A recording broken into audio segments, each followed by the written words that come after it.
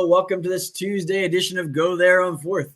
I am Pastor Jason Barnett, aka the Dirt Path Pastor. So glad you're here with me as I recap Week 13 of the NFL season, along with my fantasy football season.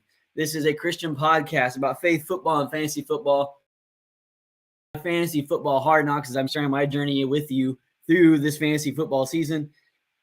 And I shared some terrible picks and advice. So we're at Week 13. And then we're going to recap my game picks for Week 13. I was at 104 correct and 75 wrong on the season coming into this week. When the Bills versus the Patriots, I started this week off the Patriots to win this one. I thought Bill Belichick and the Patriots, they threw for 385 yards against the Vikings a week ago. Is it the Vikings? That doesn't sound right. Anyway, they threw for 385 yards a week ago. So I thought, and maybe they're starting to figure out and they're starting to get things rolling. That was not the case. Jones only had 195 against the Bills. So got that one wrong. Steelers versus the Falcons. I thought this was going to be a bit of a dogfight, but I picked the Steelers to win. They won. That makes 2 in a row for the Steelers. Now they're headed to face the Lamar Jackson-less Ravens here this week. So that should be a good classic Steelers versus Ravens battle in that one. Packers versus the Bears. Picked the Packers because Aaron Rodgers has owned the Bears and his ownership continues. Now, the only question that remains is, if Aaron Rodgers changes teams, will he still own the Bears from the new team he's on, or is it not transferable outside of Green Bay? Or perhaps the Bears fans are just hoping Rodgers retires and they don't have to see him play ever again. Anyway, got that one right. Jaguars versus the Lions. Picked the Lions to win. The Lions dropped 4 Jaguars. They won 4 out of the last 5, and this is a team I don't think I want to play. They're greedy. They're scrappy. They can score points. They can do what it needs to win a game. And they're kind of on the verge of getting in the playoffs right now. Do I think they'll actually get in? No. But, again, they're a team I wouldn't want to play right now. But I got that one right. Jets versus the Vikings. I picked the Vikings to win. Vikings won that one. Commanders versus the Giants. I picked the Commanders to win, but, hey, I get to cross this one out, and it doesn't count against me one way or the other because there was a tie. Nobody won this one. It went to overtime, and it ended in an anticlimactic fashion. The Titans versus the Eagles. I picked the Titans to win because I thought the Eagles struggled with teams that were more physical than them. And I really think the past couple were able to find a way to beat the Colts. It was only by 1 point. Now here they are. They played against the Titans, who are a lot more physical than the Colts. They're a lot better coach team, a lot better disciplined team, and they were able to get it done against the Titans. So Eagles, I was wrong on this pick. I was wrong because I was wrong about what I thought about the Eagles team. The Ravens picked the Ravens to win. Again, Lamar Jackson left early in this one.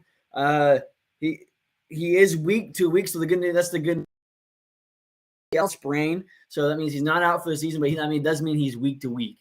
So, hey, down the stretch here, things could get interesting there in the AFC North. The Ravens still hold the lead in the division, I think, but I think the Bengals are hot behind them. All right, Browns versus the Texans.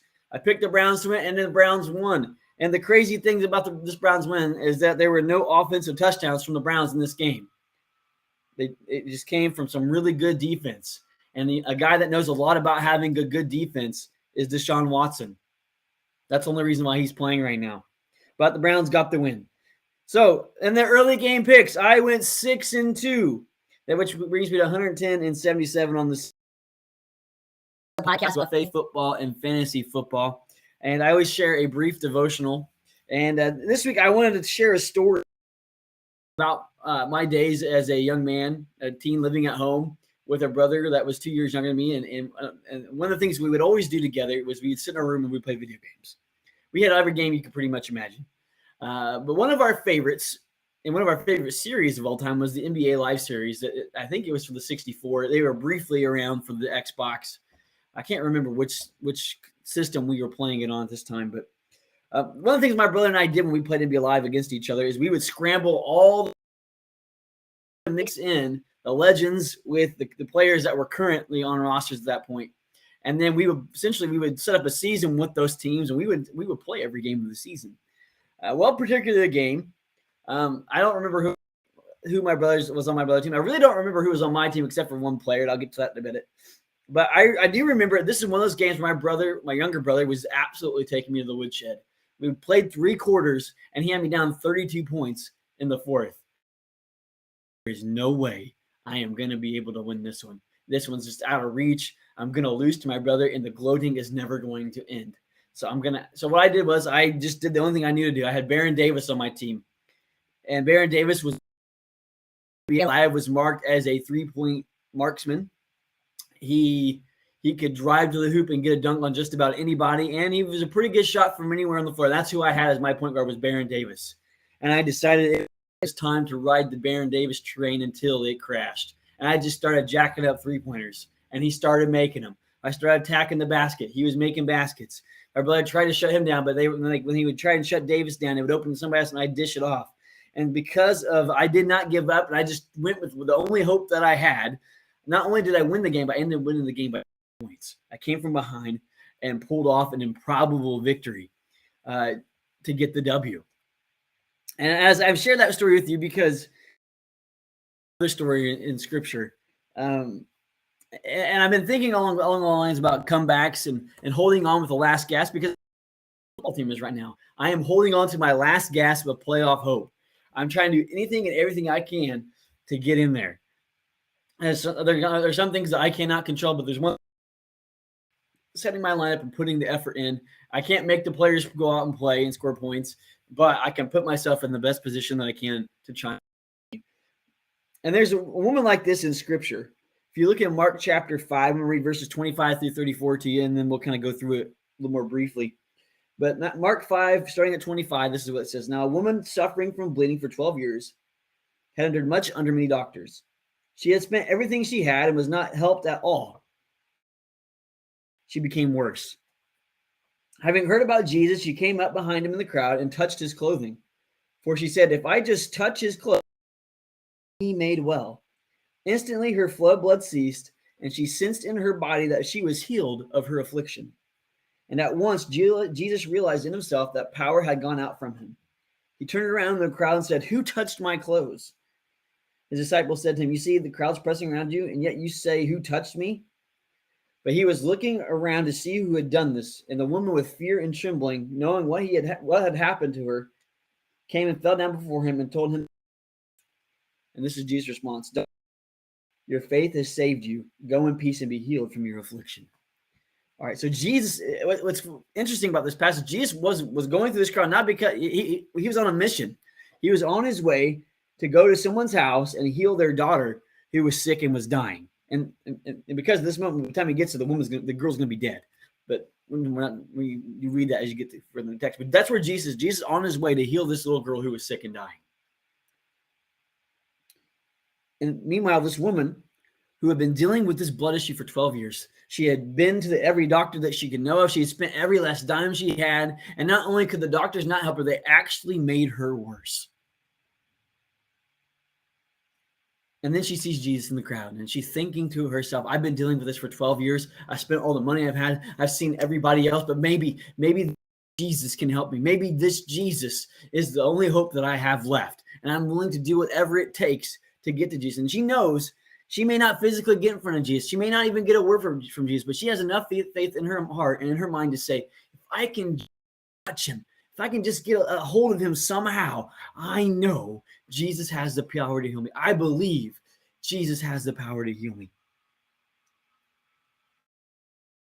It took one touch. She risked everything by reaching out and grabbing just the hem of Jesus' cloak as he was passing by. And she was healed. Years after all the money, after the situation just getting worse, Jesus healed this woman. Just like my fantasy football team, and just like this woman with Jesus. You may have been suffering for a long time. Suffering because of an illness that's impacted you. Suffering because of things that have happened to you. But my word to you today is keep holding on. Don't give up hope. Begin to look for Jesus and see how, think about reaching out and just grabbing the hem of his cloak. Maybe grabbing to see and talk to someone. Maybe it's trying a treatment.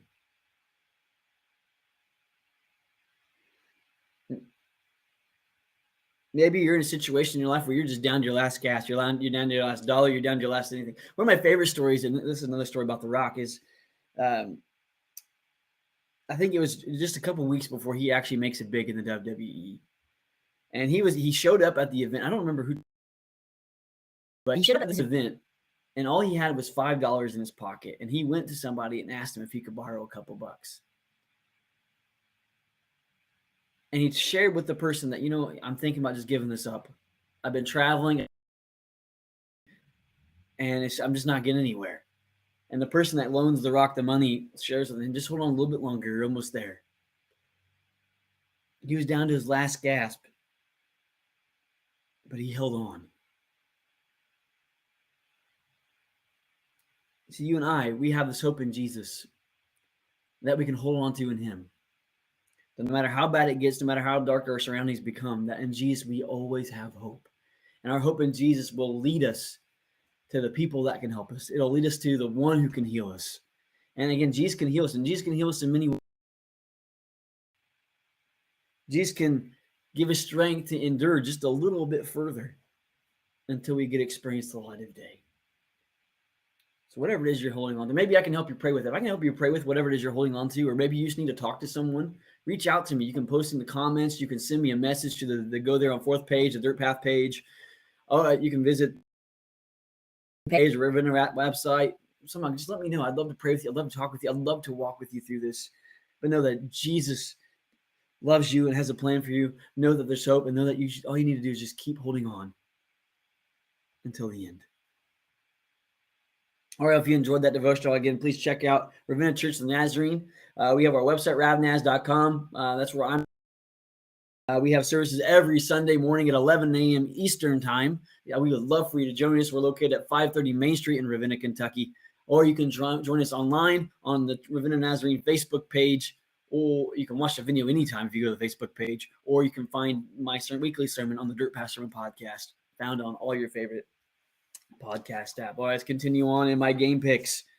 There's my day afternoon. It was the Seahawks versus the Rams. I picked the Seahawks to win, and the Seahawks got the win in this one. And I'll just teams. I'm at a point where I realize my Colts are most likely out of the playoff race if they're not going to make it. So this is the time of year where I start searching, okay, what team am I going to root for in the playoffs or teams? And I think the Seahawks are one of those bandwagon team right now, just because I've been so impressed. I mean, I have bitterness in my heart towards Pete Carroll for coaching the USC against my Fighting Irish all these years ago. But that my bitterness for Pete Carroll is being overshadowed by my enthusiasm and excitement for Geno Smith and his career revival, for him going into the situation, his teammates rallying around him, and that team coming together and just playing as well as they have this season. So the Seahawks are kind of in the running, and the two of my other teams that are kind of in the running for my bandwagon teams, they played each other this week. That was the Dolphins and the 49ers. I picked the 49ers to win this one, and the 49ers got the win. I really thought the Niners were going to be more physical, exactly what seems to have happened. And really, to me, it looks like the 49ers, what they need at quarterback is somebody that's just competent, that can throw the ball to the open person, that can hand the ball off without causing fumbles or distractions, that can make good decisions. Is Purdy to the same level as Jimmy G? We'll see. He's only played, 3/4 of football here. But 49ers got the win now. Chiefs versus the Bengals. I picked. We're hot. I think they're the best team in the AFC right now.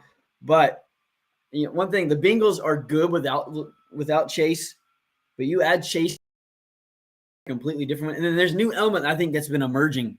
And I think Pirine, as the running back, has come in and done an excellent job. He runs hard. He catches the ball. He runs hard after he catches the ball. It adds another element to this Bengals offense and kind of takes some pressure off that offensive line, especially if they get the running game going. So I think the Bengals are a scary team. I think they were my pick to win the AFC North. And I think they may make some noise a little bit more than that. So but I got that one wrong. Chargers versus the Raiders. I picked the Chargers in this one. I got it wrong. The Raiders are hot. They're not going to the playoffs, but they're probably going to take some others out of the running with them. So they're another team like the Lions. I don't want to play them. but they seem to be finding a way to get in. So I went 2-2 on the afternoon games. That puts me at 8. So how my team do? I told you I'm in a dogfight for the playoffs. I was down to my last gasp. My last 3 games were against the 3 best teams in the league. I lost last week. This week I'm facing the best team in the league, and then next week I'm facing the one who is currently the best team in the league. So that should tell you something. 12-team PPR league with some custom scoring with church folks and friends. We get partial points for completions, points for carries, partial points for targets, things like that. We add some things to beef up the scoring because you're in a 12-team league, and if you've been in a 12-team league or higher, that the free agency becomes scarce. So that's kind of why we did that. My team is 4-8. I start off the season 1-6. So the fact that I'm even at 4-8 right now, playing for a playoff spot, is crazy. 7 out of the 12 teams make the playoffs. I was in the 9th seed headed in. So the way this podcast is set up is essentially it's like my fantasy football Hard Knocks. As soon as my season's over, this season of the podcast comes to a close.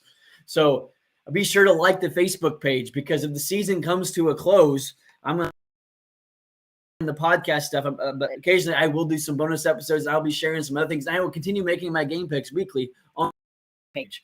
So anyway, so how my team do? Well, I went with Geno Smith at quarterback. Remember, I was concerned about Geno Smith going against the Rams defense. It's still the Rams defense, as poorly as the Rams have played this year. But Lamar 77 points in our league. He had 367 yards passing and 3 touchdowns in this one. So great outing from Geno Smith. Austin Eckler versus the Raiders. I was excited because of the Eckler's matchup against the Raiders. The Raiders were ranked 27th, I think it was, against opposing running backs. But they held Eckler to 35 yards rushing, but Eckler was able to get 5 catches for 67 yards. So he 8 points for me in this one. My RB2, I had a problem there because James Conner was who I was rolling with.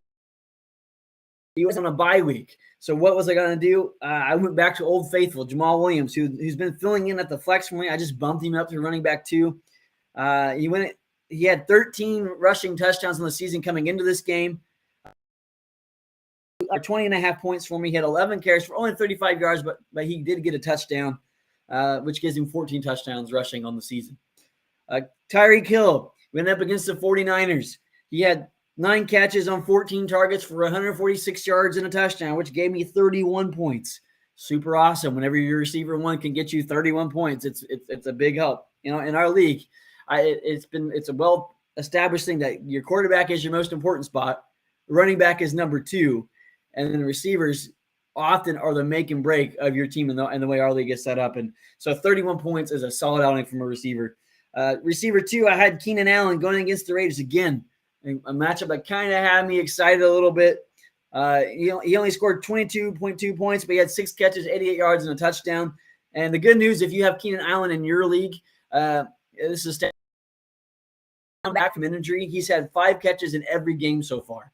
And he's had, at least a couple more targets than the number of catches he's had in every game thus far. And he scored 2 of the last 3 games. So Keenan Allen's definitely finding his way back into the groove of that offense. There should be excitement with him. Tight end Dalton Schultz is who I was rolling against from the Cowboys. And I was concerned because the Cowboys were going against the Colts. The Colts do have a tendency to ends. They tend to be stingy on defense completely.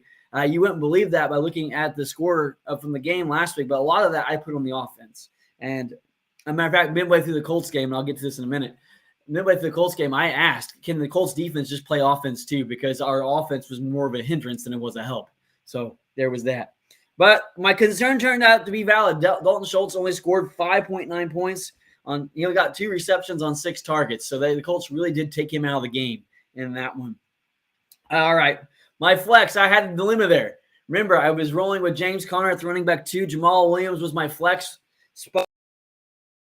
I had Deontay Johnson at receiver I could put in there, but again, receiver just doesn't score as much as a running back, and Deontay Johnson has not scored a touchdown all season. He's gotten the targets. He's gotten some catches and yards, but not consistent. There was Paris Campbell, who was on my bench I could have put in there. Again, same thing, inconsistency. free agency was a bit of a running back ghost town. But as I was and so when I left you Thursday, I was going to do.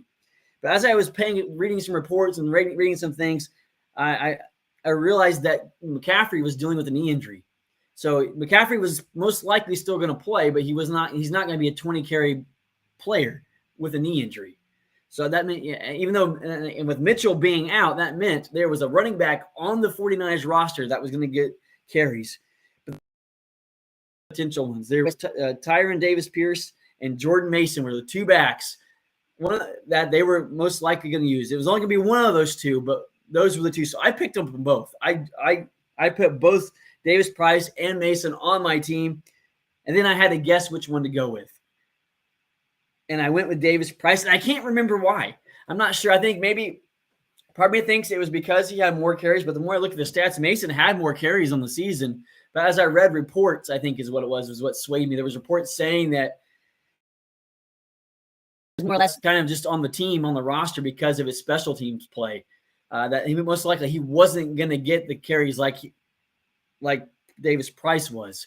But that's not the way it played out. Mason ended up being the right choice, but I went with the wrong one. And Davis Price points on no activity. So I got absolutely no points for my flex this week. So that was a real bummer. My was the Buccaneers versus the Saints, and I was pretty happy about that choice because if you go back and look at what happened the first time the Buccaneers played the Saints, they had 6 sacks. They had at least, and some interceptions in that game. But did I think it was going to be that high again? No. But I thought, man, surely the Buccaneers should be able to stifle the Saints offense enough. And they did okay. They got 2 sacks, 4 passes defense, and 4 stuffs. Our league gives points on defense for stuffs. When you stop them both, at the line of scrimmage or behind. But gave me 13 points from my defense. So anytime your defense scores you double digits and doesn't get you negative points, that was a good day. That kicker, I had actually I told you I was going to go with a different kicker on Thursday, but I made a change at kicker again, mainly because I wasn't, as I was looking at the Falcons matchup against the Steelers, I thought, I don't think that the Falcons are going to score a lot of points in this game. So maybe, and so if they're not going to score a lot of points, that means the kicker's not going to get a lot of opportunities. And I'm not at a point in the season where I can take gambles like that. So I made a switch and I picked up Dicker the kicker, right, from the Chargers.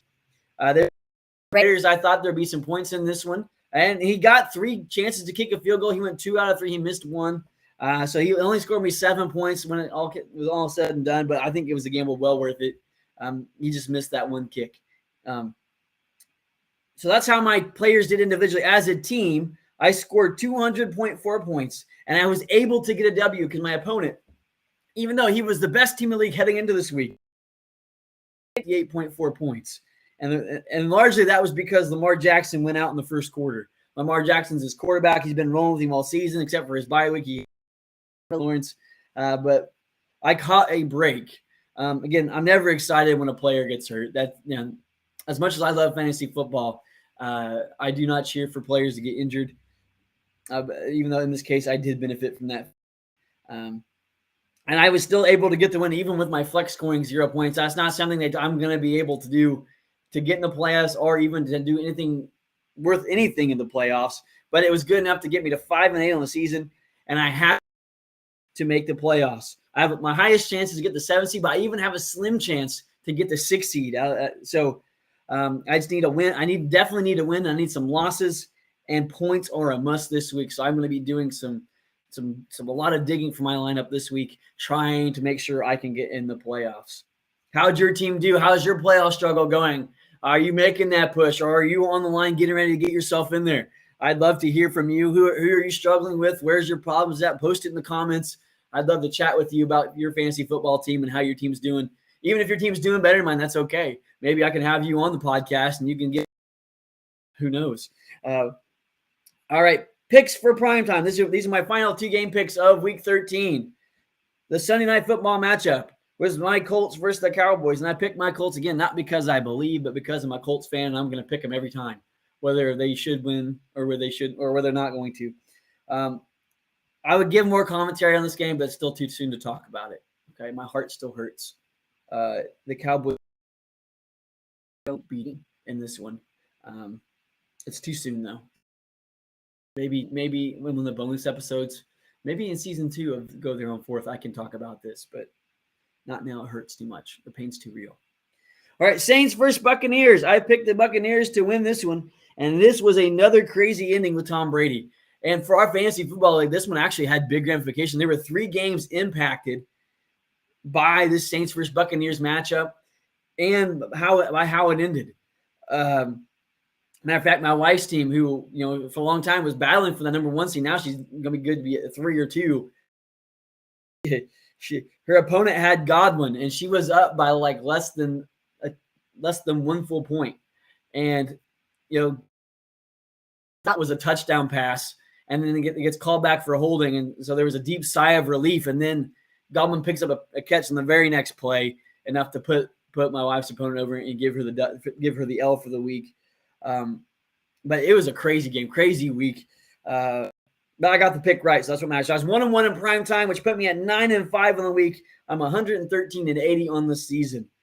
Be sure to check out my other podcast, the Dirt Path Sermon Podcast. It's available on all your favorite podcast apps. Follow me on TikTok, where I do daily devotional videos and other things. Also, make sure you tune in Tuesday. We're going to guest with us. He's my friend Brandon Knight, host of the My Seminary Life podcast. He's going to be joining us to make some game picks and to share his fantasy football structure, a brief devotional with us. Do me a favor this week. Do me a really big favor. I want you to like this podcast. I want you to share it with somebody, and also go and leave me a review, because that helps spread the Go There on Fourth podcast. Well, I will see you Thursday. Until then, happy fantasy football.